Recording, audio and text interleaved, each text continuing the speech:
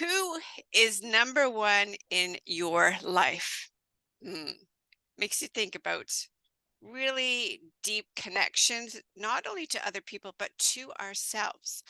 And that's what Sarah and myself are going to dive into today is making yourself number one a priority because it is so important and something many of us tend to believe we can't do. Hello, welcome to Mindful Conversations podcast. I'm your host, Tanya Otterstein-Liehs, and with me today is Sarah. Welcome, Sarah. I'm really happy that you're here and about this conversation that we're going to have. Me too. It's great to be with you, Tanya. Thank you. Yeah, so, you know, number one, especially as women, we tend to prioritize other people, especially family members. And I'm wondering, Sarah, before we dive deep, can you tell us a little bit about yourself, your story to what brought you here today and coaching in what you do? Okay, thank you.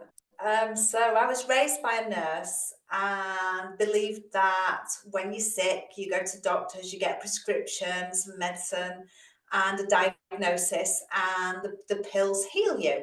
And that was my belief for 41 years because that's how I was raised.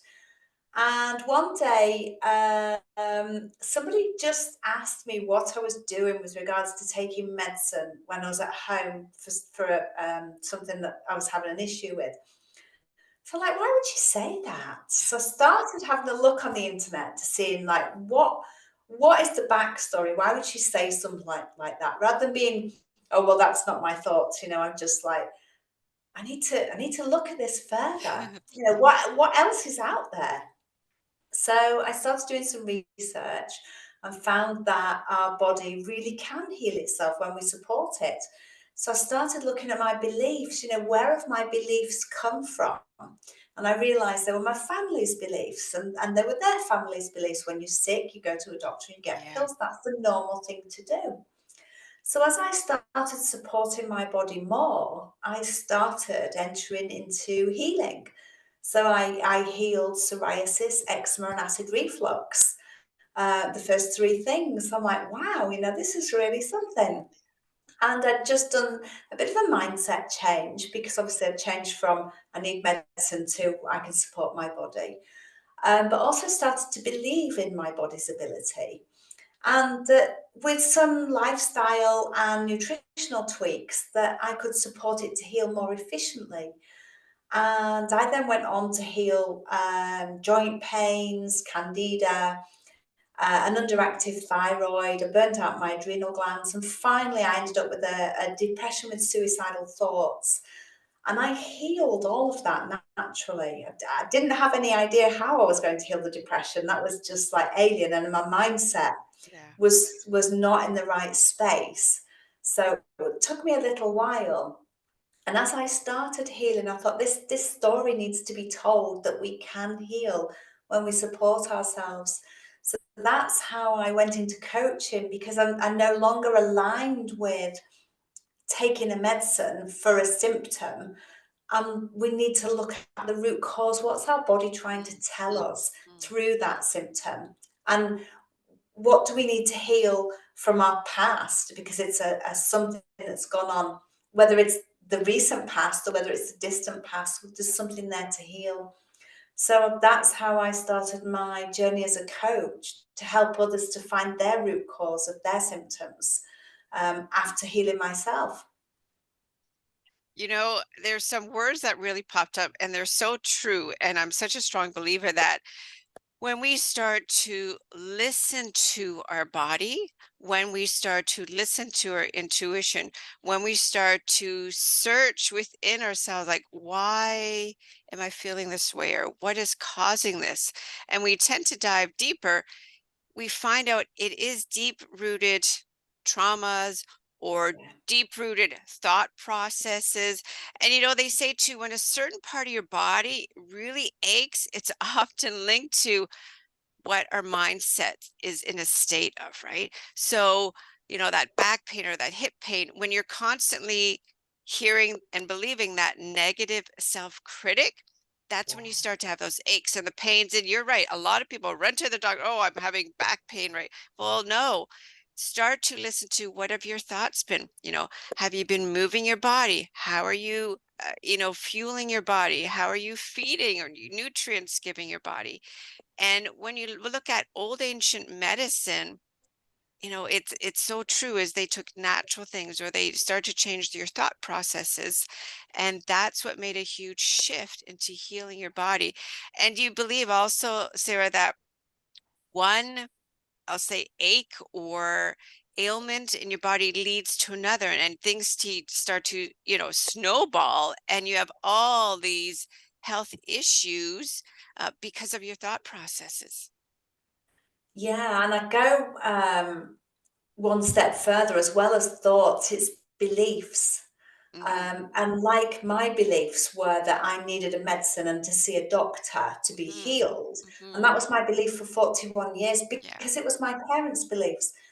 But we tend to be unconscious of our beliefs. We just believe what we believe and we never question it. Mm-hmm. And it was only because somebody questioned me that I decided to start exploring my own beliefs. So it's our beliefs that lead to our thoughts, which lead to a manifestation of symptoms in our body. So, yeah, absolutely. Check in with your thoughts. What are you thinking? What have you been thinking? What kind of space have you been in? But what's happened previously before that?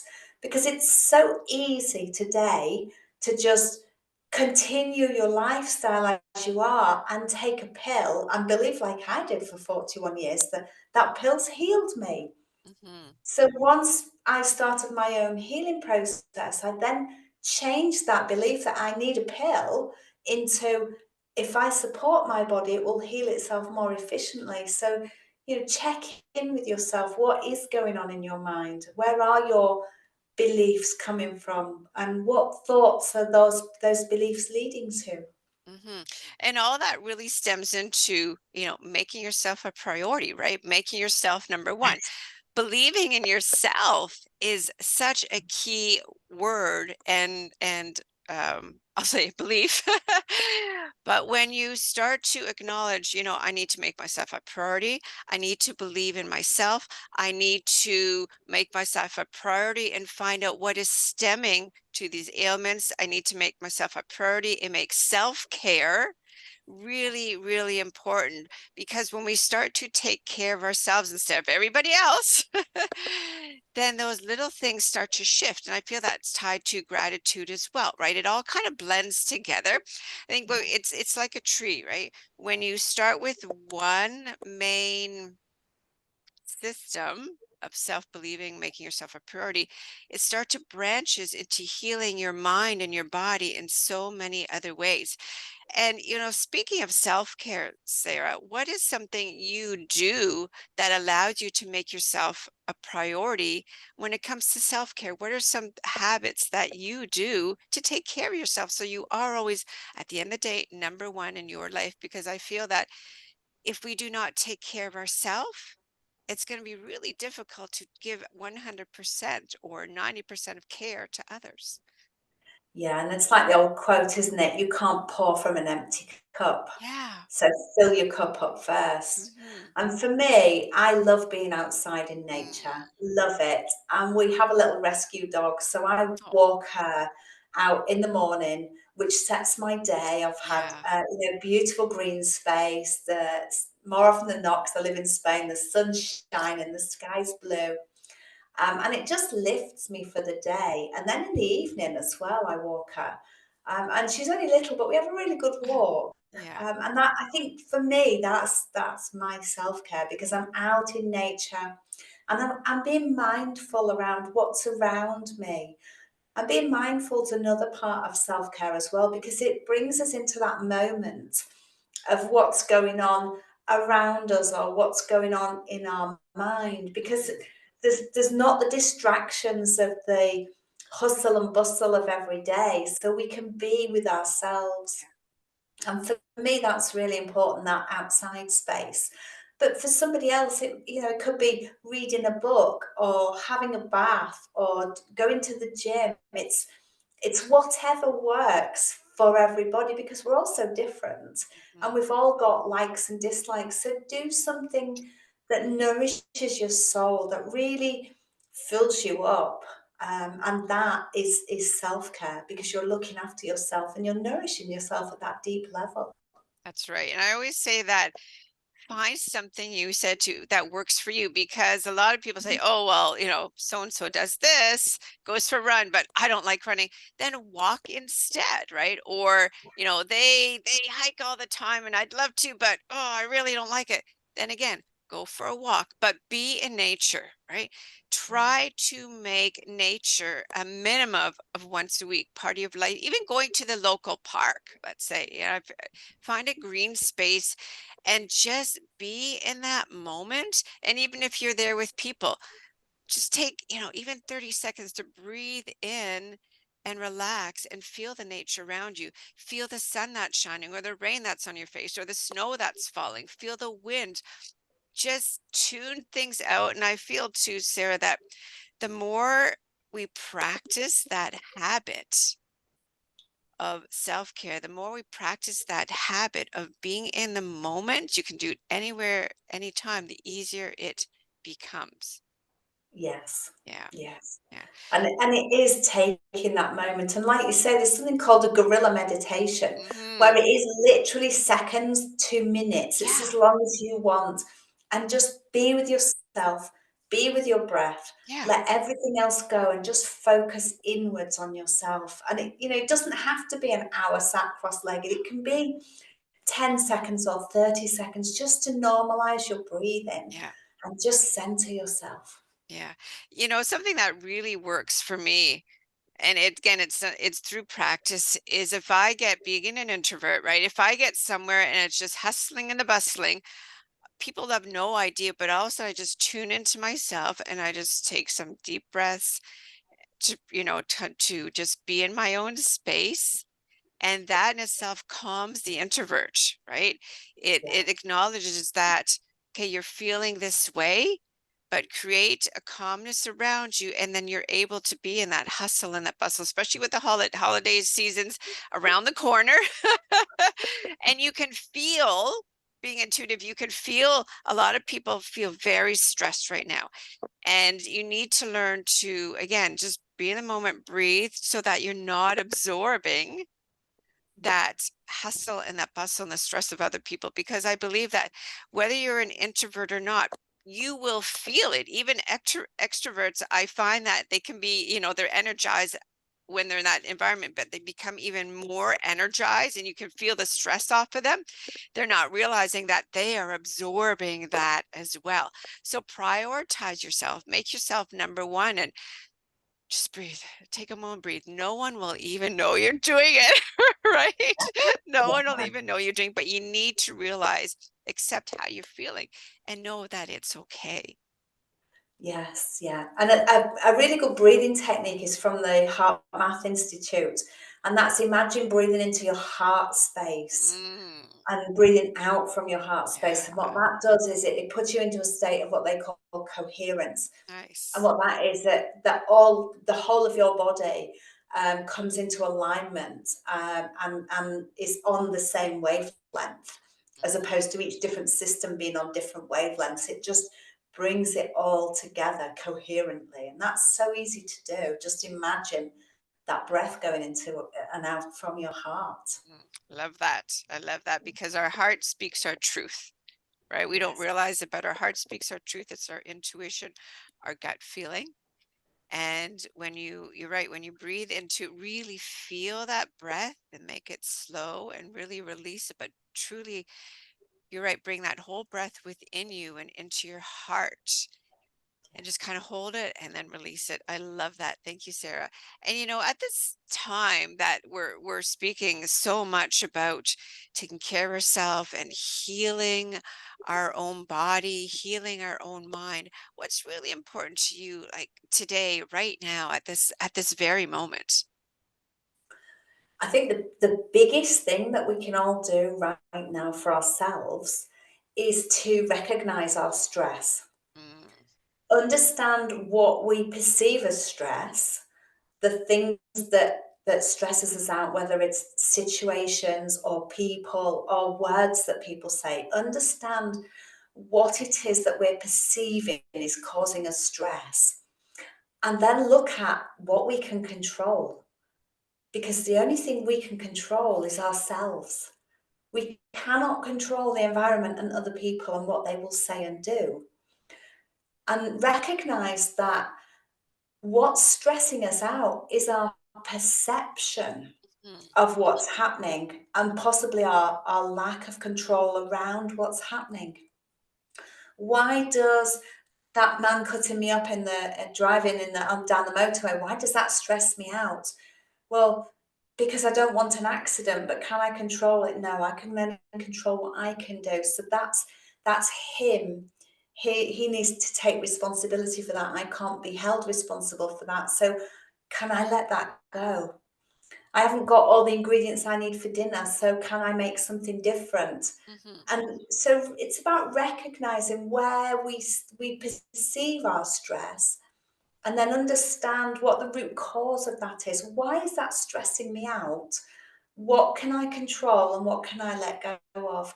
Because stress it causes disease, it causes inflammation within our body, and inflammation is the root cause of disease. So if we can learn to let go of trying to control everything and learn our stress points and understand our perceptions behind them and then flip those perceptions into what we can control, it takes away a lot of that weight of stress from us. And that's a huge part of looking after ourselves, loving ourselves, allowing that that letting go of what we perceive as stress. Yeah. So, what I'm hearing in our conversation today about, making ourselves a priority is to take care of ourselves, to recognize how we're feeling and accepting it, and shift your mindset and knowing how we can listen to how we're feeling and shift it so that we're making yourself a priority. Are you feeling stress? What's causing that stress? Are you feeling fear? Well, that's okay to feel fear. If things aren't working out, that's okay. Like, look at it a different way. Take a moment to breathe, recognize how you're feeling, make yourself a priority again every day. Make self-care part of it. Get out in nature.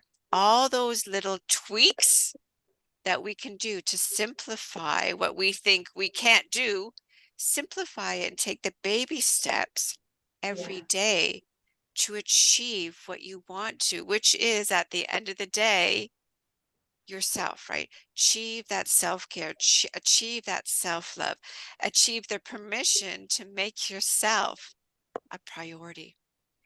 And, as we slowly draw this conversation to a close, Sarah, there's, some questions I always love asking my guests. And it brings out a little bit of who is Sarah? Who is that person, right? As you're coming over from Spain, living in beautiful Spain, where the sun is shining most days, I'd say, and the weather is always warm. And myself living in Canada, we're going through a shift in the weather now. It's getting colder, and some parts of Canada it's snowing, other parts we're still waiting. I'm waiting for that snow to fall. But there are quotes in our life that we tend to live by and we tend to love. So, Sarah, what is a quote that you have that you absolutely love? do you know, it's Henry Ford's, if you always do what you've always done, you'll Mm, always get what you've always got. And I found that when I was in the depths of depression, and that helped me to look at life a different way. And even now, through my own healing, setting up my podcast and stepping out and doing things courageously, because I don't want my life to just be the same all the time. I'm looking for new adventures and I'm looking for different ways, different aspects of healing. So by doing things differently, it grows our comfort zone. It helps us to heal by remaining open minded to new information. And it changes our life. sure does, doesn't it? Look at other doors and open them up. Don't think they're closed. If you feel there's an opportunity, there's open it. Just see, right? I Yes. always say you could always say no. Or if someone says no, that's okay. But if we do not give ourselves the opportunity to open that door, we'll always wonder. We'll always say, why didn't, or what if, and then the negativity sets in again. As far as advice, you share some beautiful, lovely advice today with our listeners, Sarah. But what's one small piece of advice still that you feel that you want to still share with the audience, with our listeners today? So choose one thing that you will help you on your journey to wellness, just one small thing, and commit to do it consistently for 30 days to make it a habit.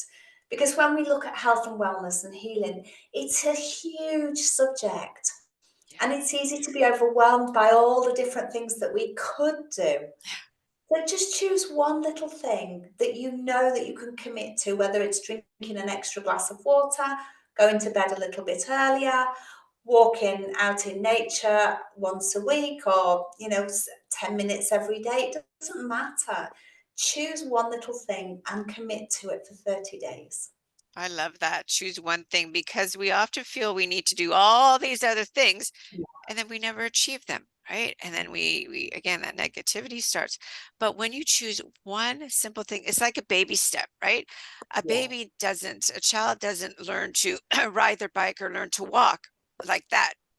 It's one step at a time. And when you yeah, achieve that one simple, like you said, drinking one more glass of water, at the end of 30 days, you've achieved it. Oh my gosh, that is something to celebrate, and you're proud of yourself. And then, okay, now is the next thing. And then you have more belief going yes, in your body, going in your mind that, okay, I achieved this. I'm going to try the next thing. And at the end of 30 days, if you didn't achieve it, that's okay. You tried. And that is a reason to celebrate. That is a reason to celebrate. And Sarah, we cannot include, or you cannot include family in your answer with this question. But if it was the last day of your life, Sarah, what is one thing that you would be grateful for? all the experiences and opportunities that have presented themselves to me, and the courage that I've found to open that door to those and step through. Nice, I love that. And a surprise question. Sarah, if you didn't exist today, why would the world need to create you?